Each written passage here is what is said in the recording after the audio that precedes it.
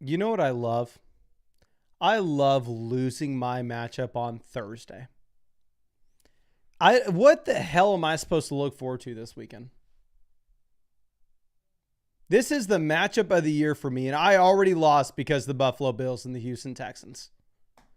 Like, obviously, if y'all been following the Flock League, y'all know Sal's the number one team in the league, 10-1. He's won 10 games straight, hasn't lost since I beat him in week 1. I'm the second team in the league. I'm currently sitting at 9-2. And you look at my team, and who do we have? Oh, Josh Allen, Nico Collins. Thanks for nothing, guys. Absolutely brutal. We're going to get smoked this week, and we have nothing to look forward to this weekend. Starting off with the Texans, we'll update our rankings, of course, if you don't know the reactions, blah, blah, blah. And these we go through, we update our rankings whenever we look at this. And obviously, you can always find all this stuff on flockfantasy.com. And I guess we're going to have to look at Woody Marks first in our ranks, right? So let's go ahead and let's pull this up.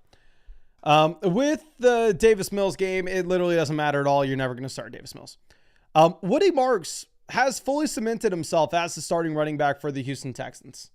Like, we've seen this time and time again at this point. I mean, ever since the bye week, Woody Marks has given you, on average, about 15 through 18 opportunities per game. Let me just go ahead and pull this up right now.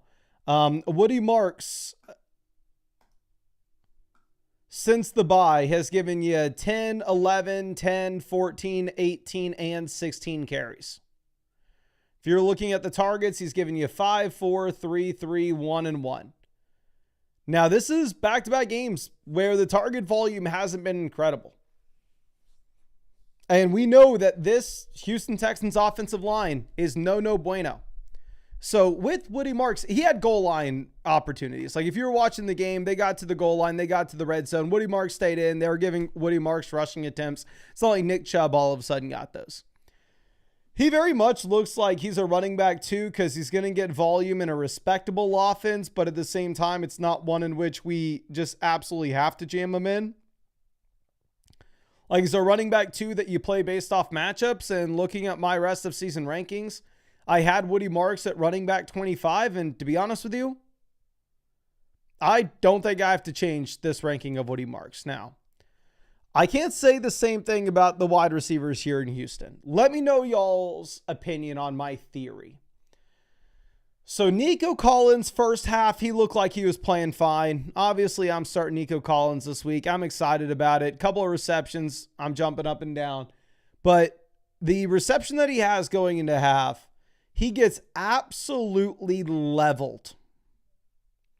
He has to go out of the game. They have to take an injury timeout. He's available to go right back in immediately after, essentially. Do y'all think that Nico getting shaken up, having the hard hit, impacted the second half of his game? Do y'all think it made any difference? Because that's what I'm telling myself. I'm telling myself, oh, it was hard for him to get. He got back in there. Maybe he was running cardio. Maybe he was a decoy. The chat's split. Yes, yes, yes. We're just coping. No, Davis Mills just sucks. I don't know if Davis Mills just sucks. Haven't the Texans just won 3 games straight with Davis Mills?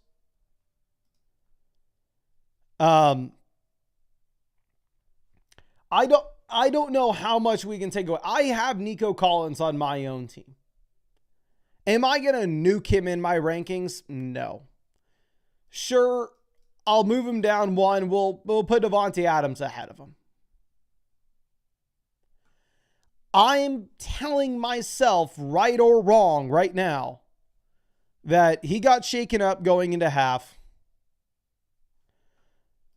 And they have 10 days rest, and he's going to be A-okay. Because look at the target volume that he had coming into this game.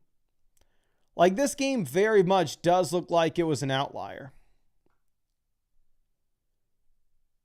He had 11, 15, 10 targets coming into this one. And the game before that, when he left early with a concussion, he had 10 targets. So that's 4 games he played. He had double-digit targets. And in one of those games, he had to leave early. So it seems very weird for him to only have 3 targets in this game. I still think that Nico Collins, the low end wide receiver 1, high end wide receiver 2 rest of season. Okay. But the one player that we really need to talk about that was very exciting, and he had been trending up in the right directions already, is actually Jaden Higgins. Jaden Higgins, I had ranked as a borderline flex option. Because again, if you go through and you look at what he had given you, 7 targets coming into this one. He had 8 targets against the Niners. I think that was the game in which Nico missed. And in this game against the Buffalo Bills, he has 9 targets, and he looks pretty damn good out there as well. Now, the people that are saying Jaden Higgins better than Nico rest of season, you're either trolling or you had one too many drinks tonight. I'll tell you that much. Jaden Higgins goes from being a borderline waiver wire name to somebody that should be rostered in every single format. I think Jaden Higgins goes into the F tier. I think he belongs with the guys like Jacoby Myers, Terry McLaurin, Chris Godwin, Xavier Worthy. Maybe that seems aggressive, but honestly, he was a very good prospect. Round 2 NFL draft capital, comp similar to, I hate to say it just because the name, I'm not even going to go there. But like prospect profile wise, very similar to like Luther Burden in terms of how he graded out. And everybody's super excited on Luther Burden watch, waiting for Luther Burden to do absolutely anything. And Jaden Higgins is actually here doing something. So I'm going to move Jaden Higgins up to a range in which, as long as you're playing in like a respectable fantasy football league with like enough depth, he should be rostered in your format for sure. And I would view him like very similar to Xavier Worthy rest of season. Now, let's go ahead and let's look at, do we need to talk about anything else here? I don't think so. The only players you're really starting ever are, I guess maybe Dalton Schultz. Dalton Schultz, not that interesting.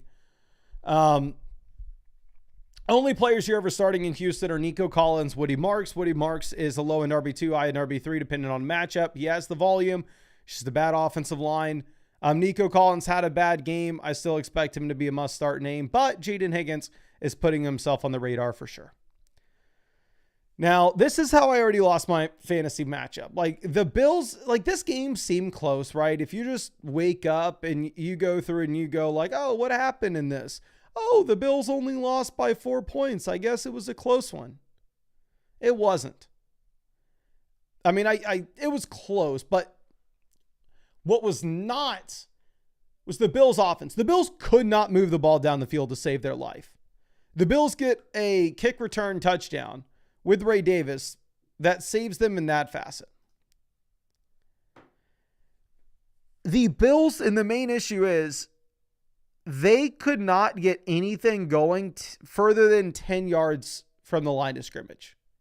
Every single Josh Allen pass attempt was behind the line of scrimmage or 2 yards in front of it. Whether you want to blame this on the offensive line, whether you want to blame this on the fact that he has no receivers, I don't know.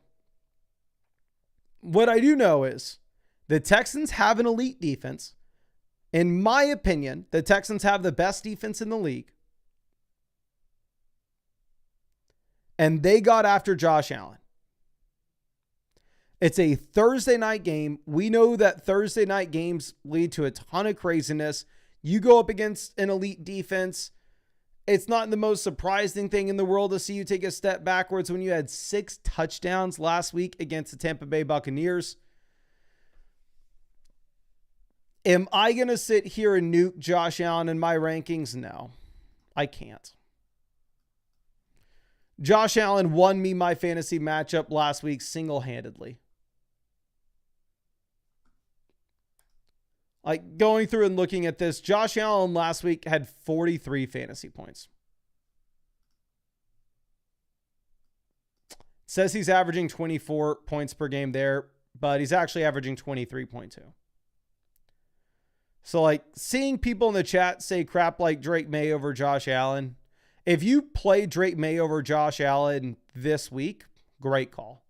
And we actually had a question in the live stream, I want to say 2 days ago. Somebody said, would it be crazy to play Drake May over Josh Allen this week? And I went, I wouldn't do it because I'm an idiot, but I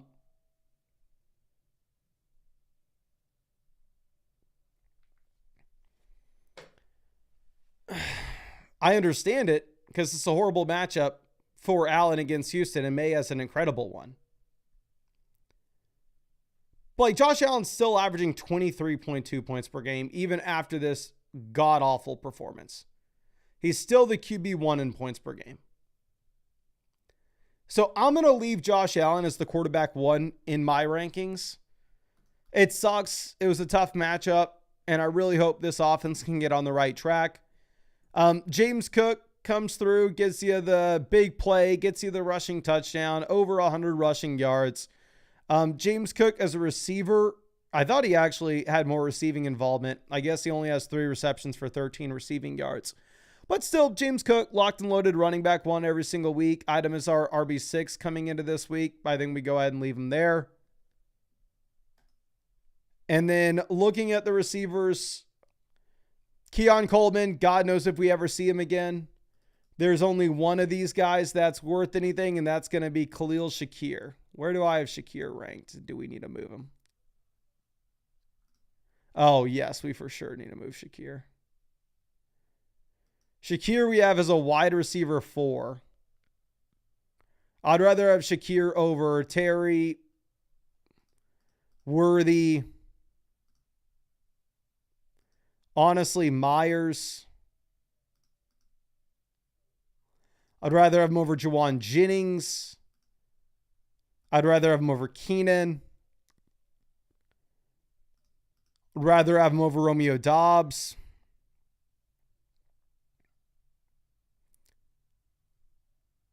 I'd probably rather have Shakir over Ricky Pearsall, Quentin Johnston.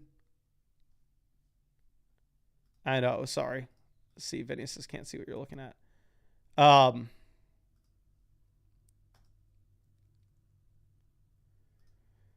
Would I prefer Shakir over Cortland Sutton? Probably not. Actually, Sutton, yes. Actually, I don't even know if I can go that far. Here's the thing with Shakir. Phenomenal game, big play. We all saw it, but at the end of the day, this is a receiver that is still averaging to that 10.99 points per game is not correct. He's still averaging 11.5 fantasy points per game. You go through and you look historically, he's never averaged more than 12.1. He's scored 3 touchdowns this season. Last year, he scored 4. He just doesn't score. I know everybody's going to want to overreact and act like I'm too low on him. Last week, he scored half a fantasy point.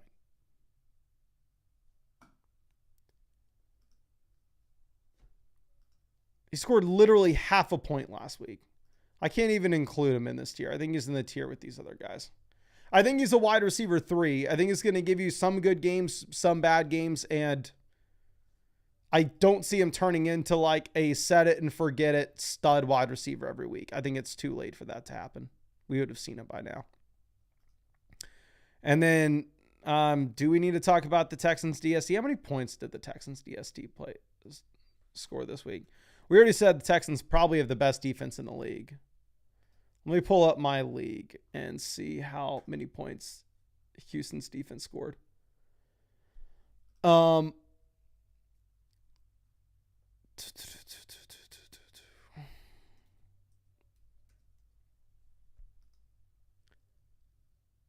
Texans DST dropped 16 fantasy points.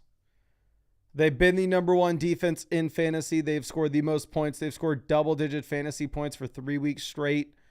Next 2 weeks, they have to play at Indy and at KC. So tough matchups there. But then you get Jacoby Brissett and Geno Smith to open up the fantasy playoffs. And of course, freaking Sal has him. Does that mean I had to play against him this week? No, Sal was dumb enough to play the Lions over him. Good. But that's all I got. Sorry if I sounded pissy. Again, I am a little pissy because I've lost my matchup already and it's not even freaking Friday yet. But let me show y'all real quick the updated